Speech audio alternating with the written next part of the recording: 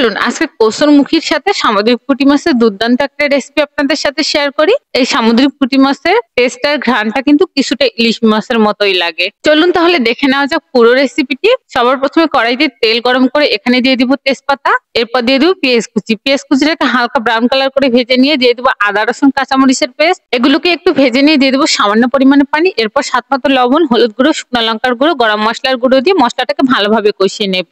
মশলা থেকে তেল ছাড়তে শুরু করলে ধুয়ে পরিষ্কার করে রাখা কচুরমুখী গুলোকে দিয়ে ভালোভাবে কষিয়ে নেব। আর কষানো হয়ে গেলে পানি দিয়ে এরপর ঢাকনা দিয়ে ঢেকে দেব। পানি শুকিয়ে আসলে প্রথমে কচুরমুখী গুলোকে একটু কষিয়ে নেব, আর কষানো হয়ে গেলে এখানে ঝোলের জন্য পানি দিয়ে দিব। আর এই পানির মধ্যে কিন্তু আমি মাছগুলোকে দিয়ে দিব।